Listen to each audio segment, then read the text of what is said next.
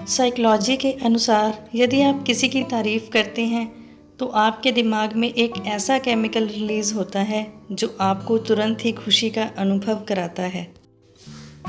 जो व्यक्ति हमेशा आपका गुस्सा सहकर भी आपका साथ दे तो समझ लेना कि उसका रिश्ता आपके साथ बहुत गहरा है। साइकोलॉजी के अनुसार यदि कोई इंसान खुद से किसी चीज़ को आसानी से भुला देता है, इसका मतलब है कि वो जानता है कि किस चीज़ को याद रखना है और किस चीज़ को भुलाना है। अपनी कमज़ोरी का जिक्र कभी मत करना। ज़माने में लोग कटी पतंग को जमकर लूटते हैं।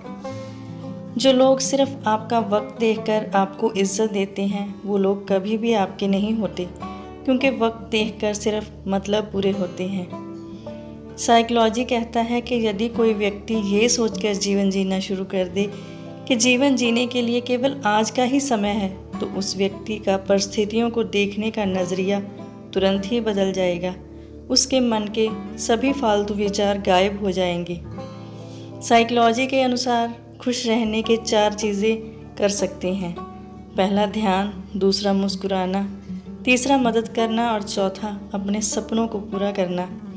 साइकोलॉजी कहती है कि अगर कोई व्यक्ति ज़्यादा तकिए लेकर सोता है तो इसका मतलब है कि वो खुद को अकेला महसूस कर रहा है।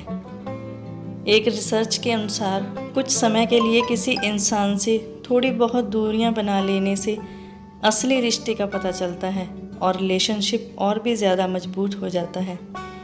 मनोविज्ञान के अनुसार किसी भी मुद्दे पर आप चाहें कितना भी विचार विमर्श कर लें, कितना भी सोच लें, लेकिन अंत में आप अपने अवचेतन मन से ही निर्णय लेते हैं। आप कैसे किसी का दिल जीतोगे जो ऑलरेडी आपको पसंद नहीं करते हैं, या किसी से बात कैसे मनवाओगे, इसका एक इलाज है। आप उनसे किसी चीज़ का एडवाइस लीजिए। इससे धीरे धीरे आप दोनों के बीच की दूरियां कम हो जाएंगी। साइकोलॉजी कहती है कि बहुत से लोगों को प्यार इसलिए नहीं होता क्योंकि उनके मन में ये डर होता है कि कहीं मैं गलत आदमी से प्यार ना कर बैठूं। आपका अवचेतन मन आपके चेतन मन से 30,000 गुना ज़्यादा शक्तिशाली होता है।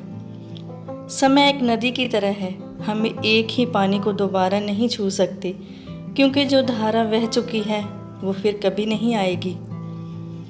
अगर किसी इंसान को एक नई आदत को अपनाना है तो उस इंसान को कुछ ऐसे लोगों के साथ रहना चाहिए जो लोग उस आदत को अपनाना चाहते हों। समूह के साथ किसी नई आदत को अपनाना आसान हो जाता है। साइकोलॉजी कहता है कि आप तब तक किसी का दुख दर्द नहीं समझ सकते जब तक वह आपके साथ नहीं घट जाता। संतरे की महक टेंशन से राहत दिलाती है। संतरे को सूंघने या खाने से तनाव को 70% तक कम किया जा सकता है। यदि कोई आप पर क्रोध करने वाला है तो उस व्यक्ति के पास जाकर बैठ जाएं। इससे उसे अपनी आवाज़ कम करनी होगी और चेहरे से कोई संपर्क नहीं होगा।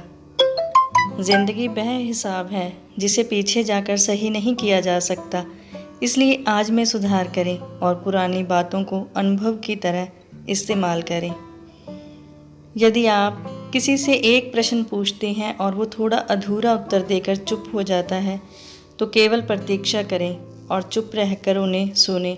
वो आगे बात करना शुरू कर देंगे।